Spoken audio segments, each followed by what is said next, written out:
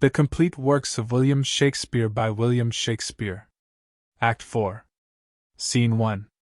London. Before the Tower enter Queen Elizabeth, Duchess of York, and Marquis of Dorset, at one door, and Duchess of Gloucester, leading Lady Margaret Plantagenet, Clarence's young daughter, at another door. Duchess. Who meets us here? My niece Plantagenet, led in the hand of her kind Aunt of Gloucester?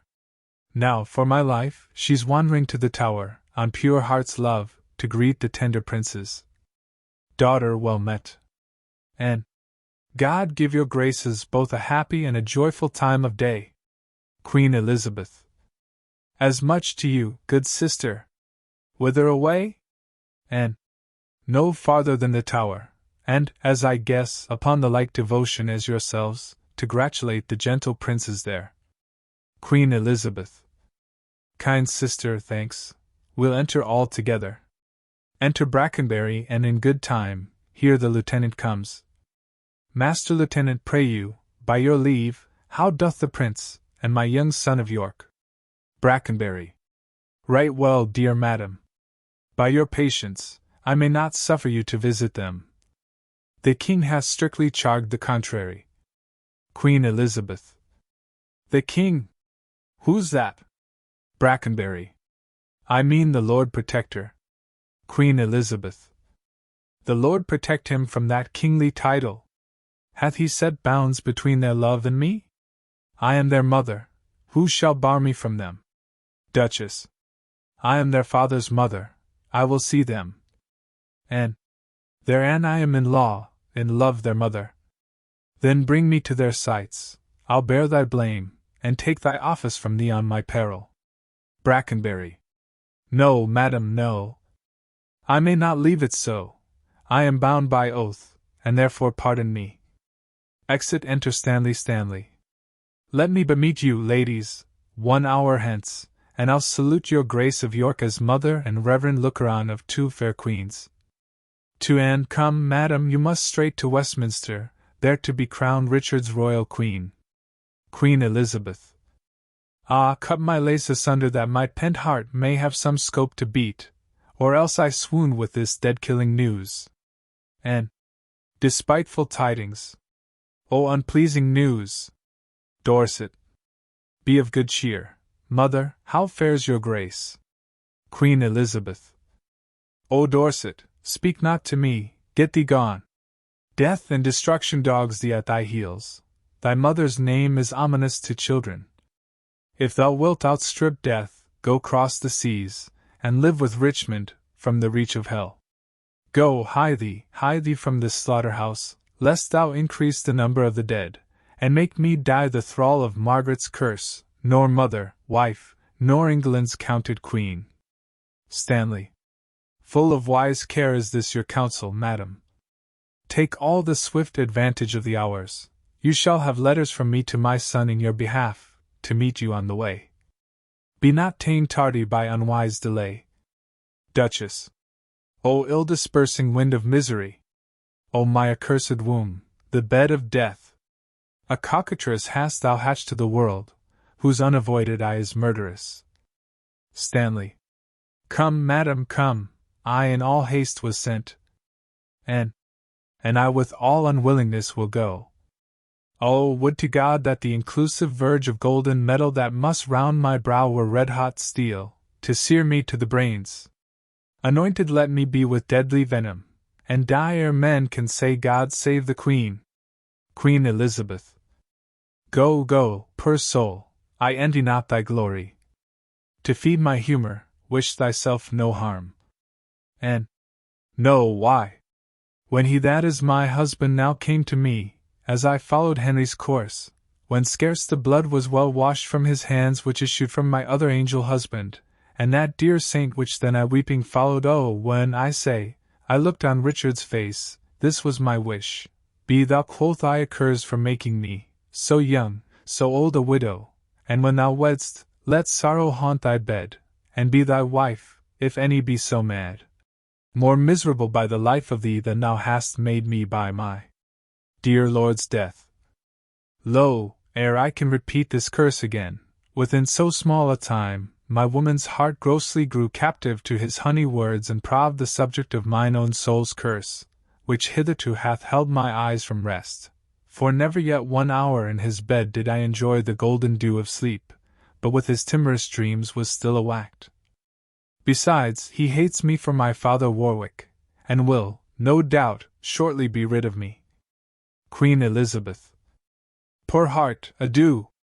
I pity thy complaining, and no more than with my soul I mourn for yours. Dorset. Farewell, thou woeful welcomer of glory, and adieu, poor soul, that taxed thy leave of it. Duchess. To Dorset, go thou to Richmond, and good fortune guide thee. To N, go thou to Richard, and good angels tend thee. To Queen Elizabeth, go thou to sanctuary, and good thoughts possess thee. I to my grave, where peace and rest lie with me. 80-odd years of sorrow have I seen, and each hour's joy wrecked with a week of teen. Queen Elizabeth. Stay, yet look back with me unto the Tower. Pity you ancient stones, those tender babes whom envy hath immured within your walls, rough cradle for such little pretty ones. Rude ragged nurse, old sullen playfellow. For tender princes use my babies well. So foolish sorrows bids your stones farewell. Extant Scene 2. London. The palace sound a senate. Enter Richard in pomp as king, Buckingham, Catesby, Ratcliffe, Lovell, a page, and others. King Richard. Stand all apart. Cousin of Buckingham. Buckingham. My gracious sovereign? King Richard. Give me thy hand. Here he ascendeth the throne. Sound thus high by thy advice and thy assistance is King Richard seated. But shall we wear these glories for a day, or shall they last, and we rejoice in them? Buckingham. Still live they, and forever let them last. King Richard. Ah, Buckingham, now do I play the touch, to try if thou be current gold indeed. Young Edward lives think now what I would speak. Buckingham. Say on, my loving lord. King Richard. Why, Buckingham, I say I would be king. Buckingham. Why, so you are, my thrice-renowned lord. King Richard. Ha! Am I king?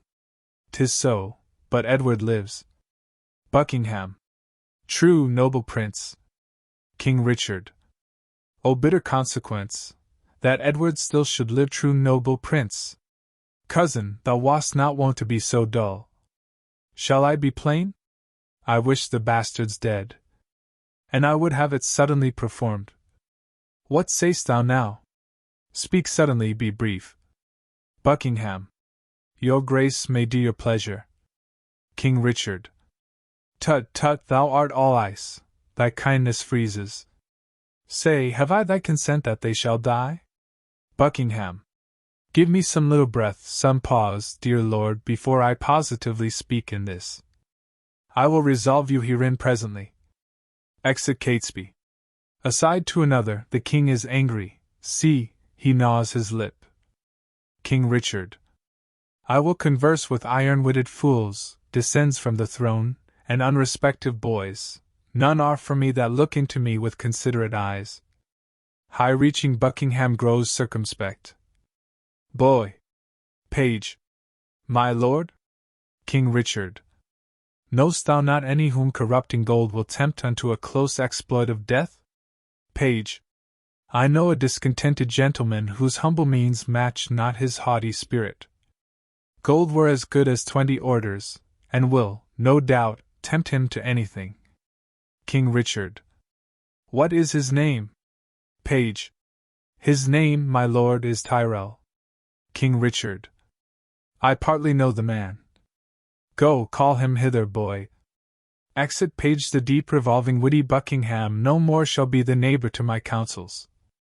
Hath he so long held out with me, unterred, and stops he now for breath? Well, be it so. Enter Stanley. How now, Lord Stanley? What's the news? Stanley. No, my loving lord, the Marquis Dorset, as I hear, is fled to Richmond, in the parts where he abides. stands apart King Richard. Come hither, Catesby. Rumor it abroad that my wife is very grievous sick. I will take order for her keeping close.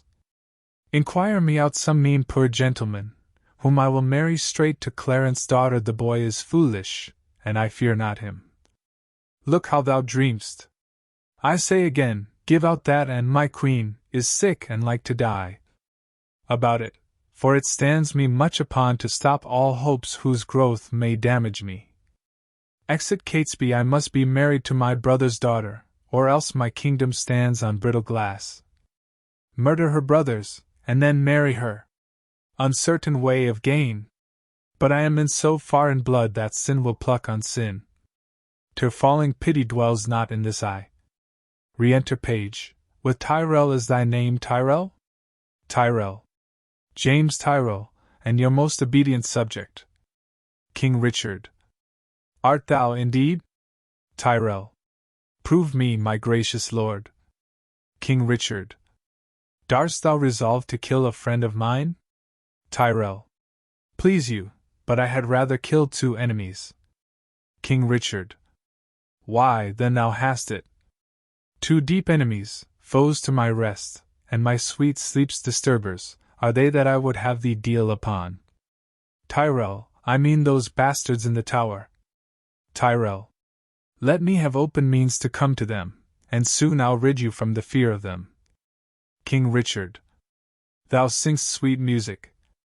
Hark, come hither, Tyrrell. Go, by this token. Rise, and lend thine ear. Whispers, there is no more but so, say it is done, and I will love thee and prefer thee for it. Tyrrell. I will dispatch it straight. Exit re-enter Buckingham. Buckingham.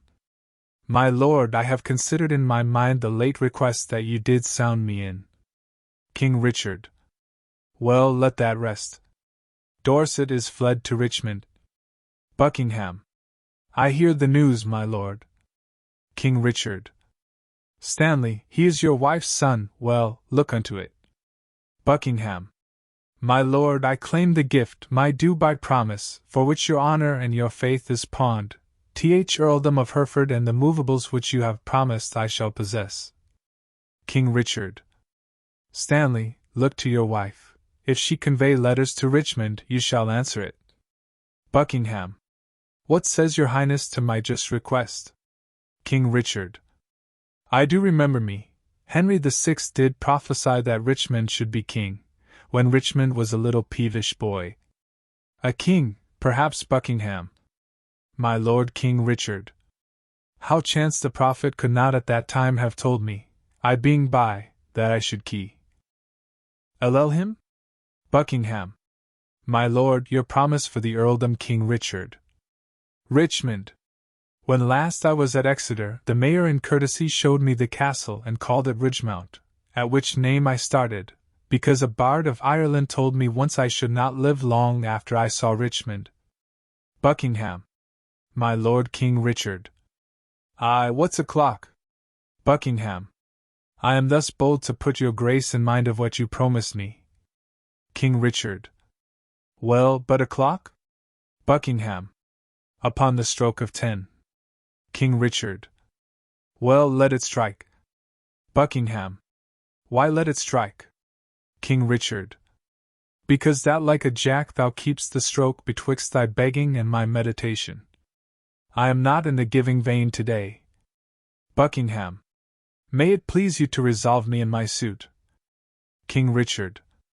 Thou troublest me. I am not in the vein. Exeunt all but Buckingham. Buckingham. And is it thus? Repays he my deep service with such contempt? Made I him king for this? Oh, let me think on Hastings, and be gone to Brecknock while my fearful head is on. Exit Scene 3. London. The palace. Enter Tyrrell. Tyrrell. The tyrannous and bloody act is done, the most arch deed of piteous massacre that ever yet this land was guilty of. Dighton and Forrest, who I did suborn to do this piece of ruthless butchery, albeit they were fleshed villains, bloody dogs, melted with tenderness and mild compassion, wept like 2 children in their death's sad story. Oh, thus quoth Dighton lay the gentle babes, thus, quoth Forrest, girdling one another within their alabaster innocent arms. Their lips were 4 red roses on a stalk, and in their summer beauty kissed each other. A book of prayers on their pillow lay, which once, quoth Forrest, almost charmed my mind. But oh, the devil there the villain stopped.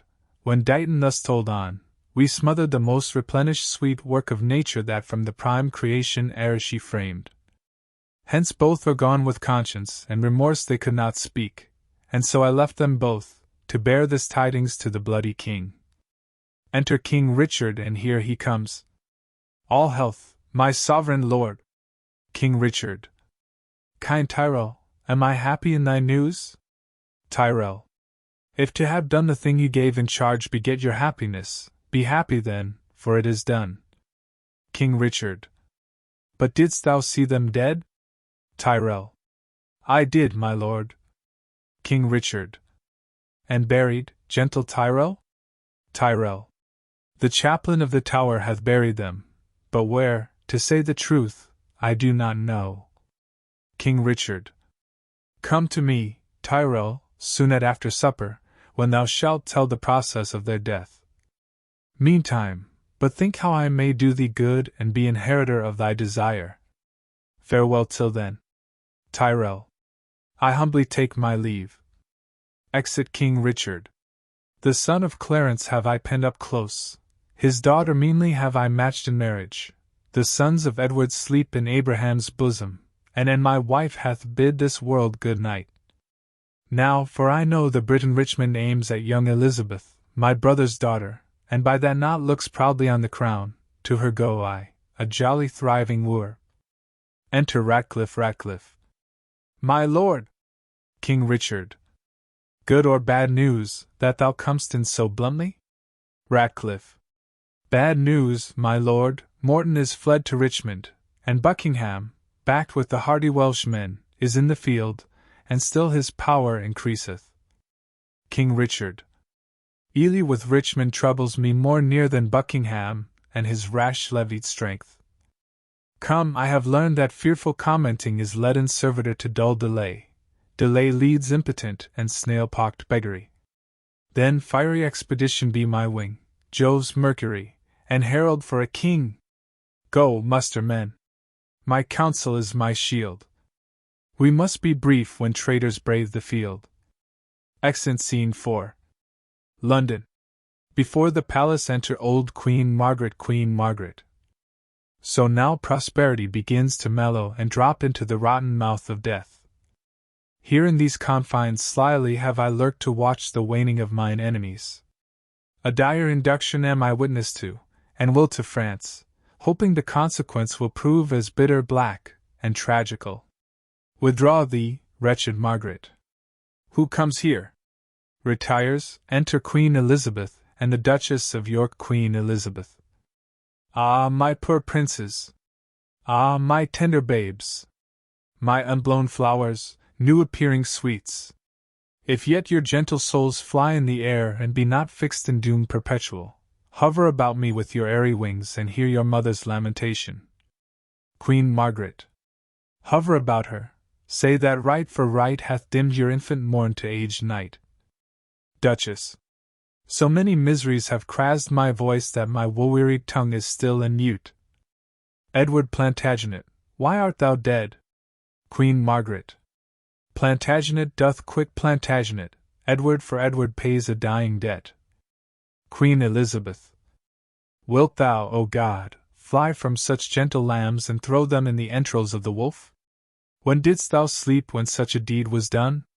Queen Margaret. When holy Harry died, and my sweet son. Duchess. Dead life, blind sight, poor mortal Livy.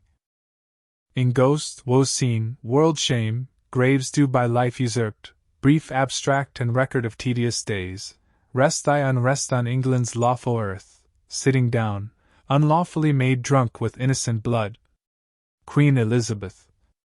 Ah, that thou wouldst as soon afford a grave as thou canst yield a melancholy seat. Then would I hide my bones, not rest them here. Ah, who hath any cause to mourn but we? Sitting down by her, Queen Margaret, Coming forward, if ancient sorrow be most reverend, give mine the benefit of seniority, and let my griefs frown on the upper hand. If sorrow can admit society, sitting down with them, tell o'er your woes again by viewing mine. I had an Edward, till a Richard killed him. I had a husband, till a Richard killed him. Thou hadst an Edward, till a Richard killed him. Thou hadst a Richard, till a Richard killed him. Duchess. I had a Richard too, and thou didst kill him. I had a Rutland too, thou hopest to kill him. Queen Margaret. Thou hadst a Clarence too, and Richard killed him. From forth the kennel of thy womb hath crept a hellhound that doth hunt us all to death. That dog, that had his teeth before his eyes to worry lambs and lap their gentle blood, that foul defacer of God's handiwork, that excellent grand tyrant of the earth that reigns in galled eyes of weeping souls, thy womb let loose to chase us to our graves. O upright, just, and true disposing God, how do I thank thee that this carnal cur preys on the issue of his mother's body and makes her pew fellow with others moan. Duchess. O Harry's wife, triumph not in my woes. God witness with me, I have wept for thine. Queen Margaret. Bear with me, I am hungry for revenge, and now I cloy me with beholding it. Thy Edward he is dead, that killed my Edward, the other Edward dead, to quit my Edward. Young York he is but boot, because both they matched not the high perfection of my loss. Thy Clarence he is dead that stabbed my Edward, and the beholders of this frantic play, adulterate Hastings, Rivers, Vaughan, Grey, untimely smothered in their dusky graves. Richard yet lives, hell's black intelligencer, only reserve their factor to buy souls and send them thither. But at hand, ensues his piteous and unpitied end. Earth gapes, hell burns, fiends roar, saints pray, to have him suddenly conveyed from hence. Cancel his bond of life, dear God, I pray, that I may live and say the dog is dead. Queen Elizabeth. Oh, thou didst prophesy the time would come that I should wish for thee to help me curse that bottled spider, that foul bunch-backed toad. Queen Margaret. I called thee then vain flourish of my fortune, I called thee then poor shadow, painted queen, the presentation of but what I was, the flattering index of a direful pageant, one heaved high to be hurled down below, a mother only mocked with two fair babes, a dream of what thou wast, a garish flag to be the aim of every dangerous shot, a sign of dignity, a breath, a bubble, a queen in jest, only to fill the scene. Where is thy husband now? Where be thy brothers? Where be thy 2 sons? Wherein dost thou joy? Who sues and kneels and says God save the Queen? Where be the bending peers that flattered thee? Where be the thronging troops that followed thee? Decline in this, and see what now thou art, for happy wife, a most distressed widow, for joyful mother, one that wails the name, for one being sued to, one that humbly sues, for queen, a very caitiff crowned with care, for she that scorned at me, now scorned of me, for she being feared of all, now fearing one, for she commanding all, obeyed of none. Thus hath the course of justice whirled about and left thee but a very prey to time, having no more but thought of what thou wast to torture thee the more, being what thou art. Thou didst usurp my place, and dost thou not usurp the just proportion of my sorrow? Now thy proud neck bears half my burdened yoke, from which even here I slip my weary head and leave the burden of it all on thee. Farewell, York's wife, and queen of sad mischance, these English woes shall make me smile in France. Queen Elizabeth. O thou well skilled in curses, stay a while and teach me how to curse mine enemies. Queen Margaret. Forbear to sleep the nights, and fast the days, compare dead happiness with living woe, think that thy babes were sweeter than they were, and he that slew them fouler than he is. Bettering thy loss makes the bad causer worse, revolving this will teach thee how to curse. Queen Elizabeth. My words are dull, oh, quicken them with thine. Queen Margaret. Thy woes will make them sharp and pierce like mine. Exit Duchess. Why should calamity be fun of words? Queen Elizabeth. Windy attorneys to their client woes, airy succeeders of intestate joys, poor breathing orators of miseries, let them have scope, though what they will impart help nothing else, yet do they case the heart. Duchess. If so, then be not tongue-tied. Go with me, and in the breath of bitter words let's smother my damned son that thy too sweet son smothered. The trumpet sounds, be copious and exclaims.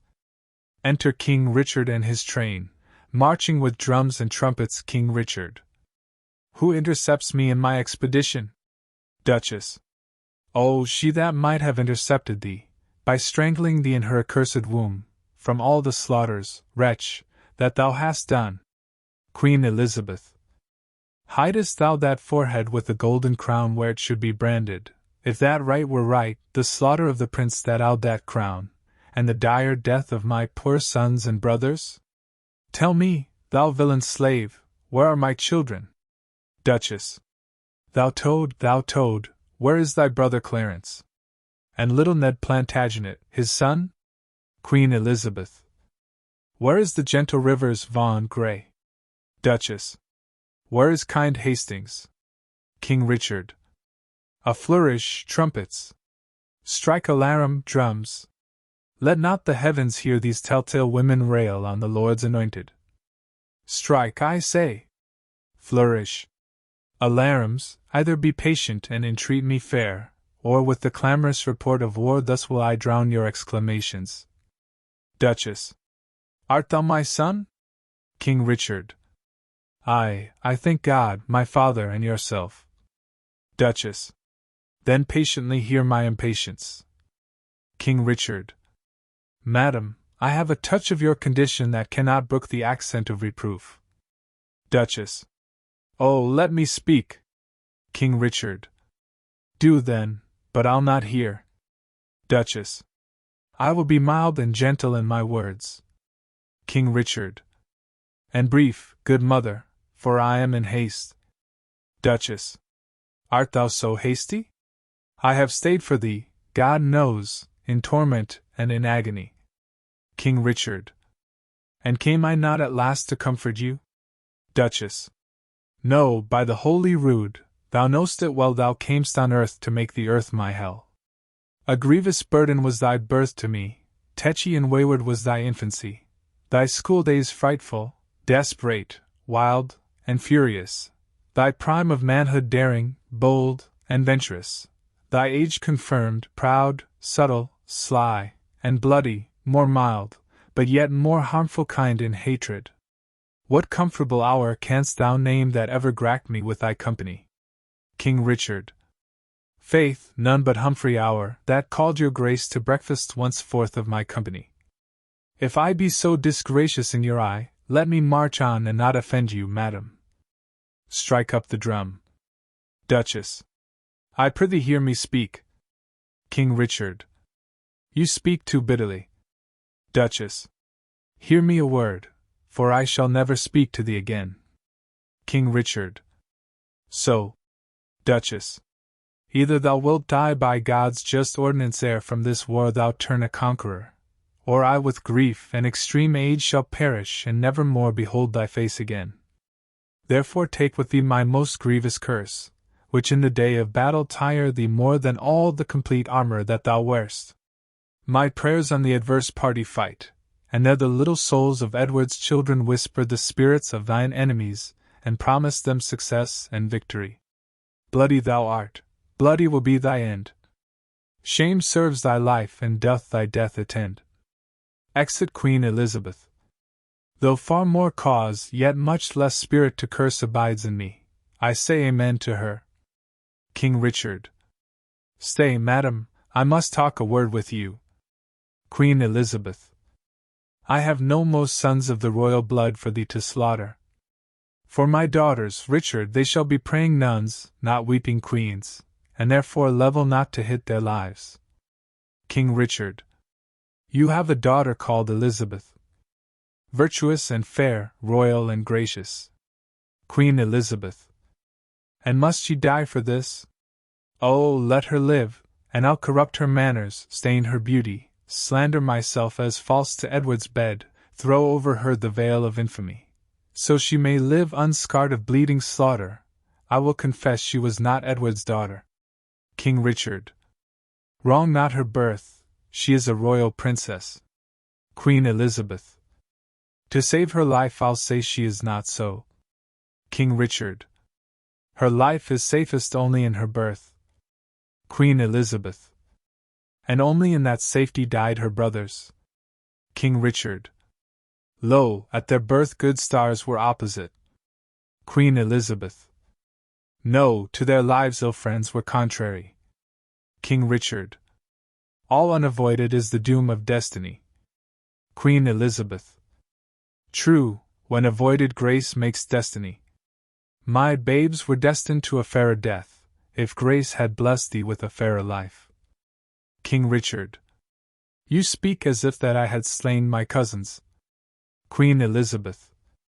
Cousins, indeed, and by their uncle cousin of comfort, kingdom, kindred, freedom, life. Whose hand soever lanked their tender hearts, thy head, and indirectly, gave direction. No doubt the murderous knife was dull and blunt till it was whetted on thy stone-hard heart to revel in the entrails of my lambs. But that stiff use of grief makes wild grief tame. My tongue should to thy ears not name my boys till that my nails were anchored in thine eyes. And I, in such a desperate bay of death, like a poor bark, of sails and tackling reft, rush all to pieces on thy rocky bosom. King Richard. Madam, so thrive I in my enterprise in the dangerous success of bloody wars, as I intend more good to you and yours than ever you or yours by me were harmed. Queen Elizabeth. What good is covered with the face of heaven, to be discovered, that can do me good? King Richard. Advancement of your children, gentle lady. Queen Elizabeth. Up to some scaffold, there to lose their heads? King Richard. Unto the dignity and height of fortune, the high imperial type of this earth's glory. Queen Elizabeth. Flatter my sorrow with report of it. Tell me what state, what dignity, what honor, canst thou demise to any child of mine?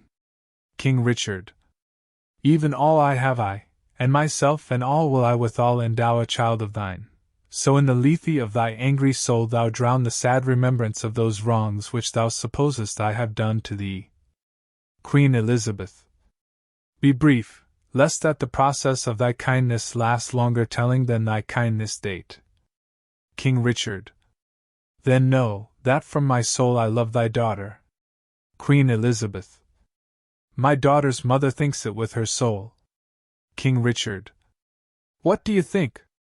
Queen Elizabeth. That thou dost love my daughter from thy soul. So from thy soul's love didst thou love her brothers, and from my heart's love I do thank thee for it. King Richard. Be not so hasty to confound my meaning. I mean that with my soul I love thy daughter, and do intend to make her Queen of England. Queen Elizabeth. Well, then, who dost thou mean shall be her king? King Richard. Even he that makes her queen. Who else should be? Queen Elizabeth. What, thou? King Richard. Even so. How think you of it? Queen Elizabeth. How canst thou woo her?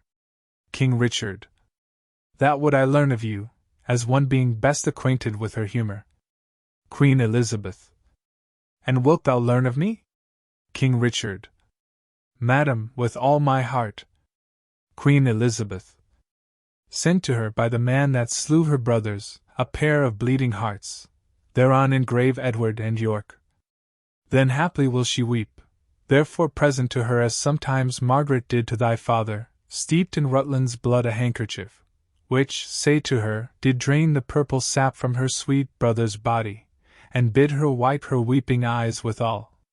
If this inducement move her not to love, send her a letter of thy noble deeds.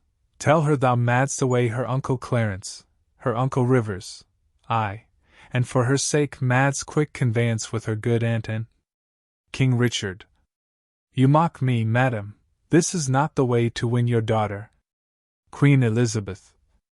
There is no other way, unless thou couldst put on some other shape and not be Richard that hath done all this. King Richard. Say that I did all this for love of her. Queen Elizabeth. Nay, then indeed she cannot choose but hate thee, having bought love with such a bloody spoil. King Richard. Look, what is done cannot be now amended. Men shall deal unadvisedly sometimes, which after hours gives leisure to repent. If I did take the kingdom from your sons, to make amends I'll give it to your daughter. If I have killed the issue of your womb, to quicken your increase I will beget mine issue of your blood upon your daughter. A grandam's name is little less in love than is the doting title of a mother. They are as children but one step below, even of your metal, of your very blood, of all one pain, save for a night of groans endured of her, for whom you bid like sorrow. Your children were vexation to your youth, but mine shall be a comfort to your age. The loss you have is but a son being king, and by that loss your daughter is made queen. I cannot make you what amends I would, therefore accept such kindness as I can. Dorset your son, that with a fearful soul leads discontented steps in foreign soil, this fair alliance quickly shall can home to high promotions and great dignity. The king, that calls your beauteous daughter wife, familiarly shall call thy Dorset brother, again shall you be mother to a king, and all the ruins of distressful times repaired with double riches of content. What? We have many goodly days to see. The liquid drops of tears that you have shed shall come again, transformed to orient pearl, advantaging their loan with interest of 10 times double gain of happiness. Go, then, my mother, to thy daughter go, make bold her bashful years with your experience, prepare her ears to hear a wooer's tale, put in her tender heart th aspiring flame of golden sovereignty, acquaint the princes with the sweet silent hours of marriage joys. And when this arm of mine hath chastised the petty rebel, dull-brained Buckingham, bound with triumphant garlands will I come, and lead thy daughter to a conqueror's bed, to whom I will retail my conquests won, and she shall be sole victoress, Caesar's Caesar. Queen Elizabeth. What were I best to say? Her father's brother would be her lord. Or shall I say her uncle? Or he that slew her brothers and her uncles? Under what title shall I woo for thee that God, the law, my honor, and her love can make seem pleasing to her tender years? King Rick. Hard. Infer fair England's peace by this alliance. Queen Elizabeth. Which she shall purchase with still lasting war. King Richard. Tell her the king, that may command, entreats. Queen Elizabeth. That at her hands which the king's king forbids. King Richard. Say she shall be a high and mighty queen. Queen Elizabeth. To wield the title, as her mother doth. King Richard. Say I will love her everlastingly. Queen Elizabeth. But how long shall that title ever last? King Richard. Sweetly enforce unto her fair life's end. Queen Elizabeth. But how long fairly shall her sweet life last? King Richard. As long as heaven and nature lengthens it. Queen Elizabeth. As long as hell and Richard likes of it. King Richard. Say I, her sovereign, am her subject low. Queen Elizabeth. But she, your subject, loathes such sovereignty. King Richard. Be eloquent in my behalf to her. Queen Elizabeth. An honest tale speeds best being plainly told. King Richard. Then plainly to her tell my loving tale. Queen Elizabeth. Plain and not honest is too harsh a style. King Richard. Your reasons are too shallow and too quick. Queen Elizabeth. Oh no, my reasons are too deep and dead, poor infants, in their graves. King Richard. Harp not on that string, madam, that is past. Queen Elizabeth. Harp on it still shall I till heartstrings break. King Richard. Now, by my George, my garter, and my crown, Queen Elizabeth. Profaned, dishonored, and the third usurped. King Richard. I swear, Queen Elizabeth. By nothing, for this is no oath, thy George, profaned, hath lost his lordly honor. Thy garter, blemish, pawned his knightly virtue, thy crown, usurped, discracked his kingly glory.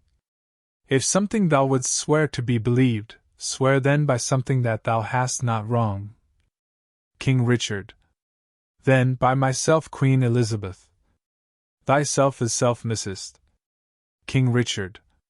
Now, by the world, Queen Elizabeth. 'Tis full of thy foul wrongs. King Richard. My father's death, Queen Elizabeth. Thy life hath it dishonored. King Richard. Why, then, by God, Queen Elizabeth.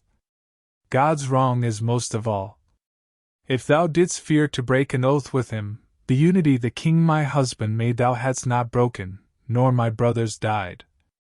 If thou hadst feared to break an oath by him, th imperial metal, circling now thy head, had cracked the tender temples of my child, and both the princes had been breathing here, which now, two tender bedfellows for dust, thy broken faith hath made the prey for worms.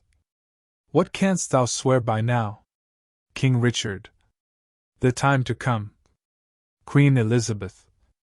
That thou hast wronged in the time o'erpast, for I myself have many tears to wash hereafter time, for time past wronged by thee.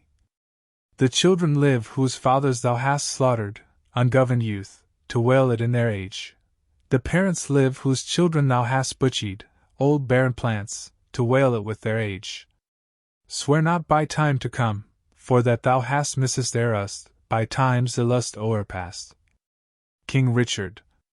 As I intend to prosper and repent, so thrive I in my dangerous affairs of hostile arms. Myself confound. Heaven and fortune bar me happy hours. Day, yield me not thy light, nor night thy rest. Be opposite all planets of good luck to my proceeding, if, with dear heart's love, immaculate devotion, holy thoughts, I tender not thy beauteous princely daughter. In her consists my happiness and thine, without her, follows to myself and thee, herself, the land, and many a Christian soul, death, desolation, ruin, and decay. It cannot be avoided but by this. It will not be avoided but by this. Therefore, dear mother, I must call you so, be the attorney of my love to her, plead what I will be, not what I have been, not my deserts, but what I will deserve. Urge the necessity and state of times, and be not peevish fond in great designs. Queen Elizabeth. Shall I be tempted of the devil thus? King Richard. Aye, if the devil tempt you to do good. Queen Elizabeth. Shall I forget myself to be myself? King Richard. Aye, if your self's remembrance wrong yourself. Queen Elizabeth. Yet thou didst kill my children. King Richard. But in your daughter's womb I bury them, where, in that nest of spicery, they will breed selves of themselves, to your recomfiture. Queen Elizabeth. Shall I go win my daughter to thy will? King Richard. And be a happy mother by the deed. Queen Elizabeth. I go. Write to me very shortly, and you shall understand from me her mind. King Richard. Bear her my true love's kiss, and so farewell. Kissing her. Exit Queen Elizabeth, relenting fool, and shallow, changing woman. Enter Ratcliffe, Catesby following. How now? What news? Ratcliffe. Most mighty sovereign, on the western coast rideth a puissant navy. To our shores throng many doubtful hollow-hearted friends, unarmed, and unresolved to beat them back. 'Tis thought that Richmond is their admiral, and there they hull, expecting but the aid of Buckingham to welcome them ashore. King Richard. Some Lightfoot friend. Post to the Duke of Norfolk. Ratcliffe, thyself or Catesby, where is he? Catesby. Here, my good lord. King Richard.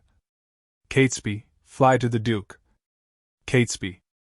I will, my lord, with all convenient haste. King Richard. Ratcliffe, come hither. Post to Salisbury. When thou comest thither, to Catesby, dull, unmindful villain, why stay'st thou here, and goest not to the Duke? Catesby. First, mighty liege, tell me your highness' pleasure, what from your grace I shall deliver to him.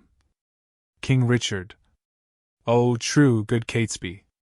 Bid him levy straight the greatest strength and power that he can make and meet me suddenly at Salisbury. Catesby. I go. Exit Ratcliffe. What, may it please you, shall I do at Salisbury? King Richard. Why, what wouldst thou do there before I go? Ratcliffe. Your Highness told me I should post before. King Richard. My mind is charmed. Enter Lord Stanley. Stanley, what news with you? Stanley. None good, my liege, to please you with the hearing, nor none so bad but well may be reported. King Richard. Hoy day, a riddle! Neither good nor bad. What needst thou run so many miles about, when thou mayest tell thy tale the nearest way? Once more, what news? Stanley. Richmond is on the seas. King Richard. There let him sink, and be the seas on him. White-livered runagate, what doth he there? Stanley. I know not, mighty sovereign, but by guess. King Richard. Well, as you guess? Stanley. Stirred up by Dorset, Buckingham, and Morton, he makes for England here to claim the crown. King Richard. Is the chair empty? Is the sword unswayed? Is the king dead, the empire unpossessed? What heir of York is there alive but we? And who is England's king but great York's heir? Then tell me what makes he upon the seas? Stanley. Unless for that, my liege, I cannot guess. King Richard. Unless for that he comes to be your liege, you cannot guess wherefore the Welshman comes. Thou wilt revolt and fly to him, I fear. Stanley. No, my good lord, therefore mistrust me not. King Richard. Where is thy power, then, to beat him back? Where be thy tenants and thy followers? Are they not now upon the western shore, safe conducting the rebels from their ships? Stanley. No, my good lord, my friends are in the north. King Richard. Cold friends to me. What do they in the north, when they should serve their sovereign in the west? Stanley. They have not been commanded, mighty king. Pleaseth your majesty to give me leave, I'll muster up my friends and meet your grace where and what time your majesty shall please. King Richard. Ay, thou wouldst be gone to join with Richmond, but I'll not trust thee. Stanley. Most mighty sovereign, you have no cause to hold my friendship doubtful. I never was nor never will be false. King Richard. Go, then, and muster men. But leave behind your son, George Stanley. Look your heart be firm, or else his head's assurance is but frail. Stanley. So deal with him as I prove true to you. Exit enter a messenger. My gracious sovereign, now in Devonshire, as I by friends am well advertised, Sir Edward Courtenay and the haughty prelate, Bishop of Exeter, his elder brother, with many mo confederates, are in arms. Enter another messenger. Second messenger. In Kent, my liege, the Guilfords are in arms, and every hour more competitors flock to the rebels, and their power grows strong. Enter another messenger. Third messenger. My lord, the army of great Buckingham King Richard. Out on you, owls! Nothing but songs of death? He strikes him. There, take thou that till thou bring better news. Third messenger. The news I have to tell your majesty is that by sudden floods and fall of waters Buckingham's army is dispersed and scattered, and he himself wandered away alone, no man knows whither. King Richard. I cry thee mercy. There is my purse to cure that blow of thine. Hath any well-advised friend proclaimed reward to him that brings the traitor in? Third messenger. Such proclamation hath been made, my lord. Enter another messenger. Fourth messenger. Sir Thomas Lovell and Lord Marquis Dorset, 'tis said, my liege, in Yorkshire are in arms. But this good comfort bring I to your highness, the Briton navy is dispersed by tempest.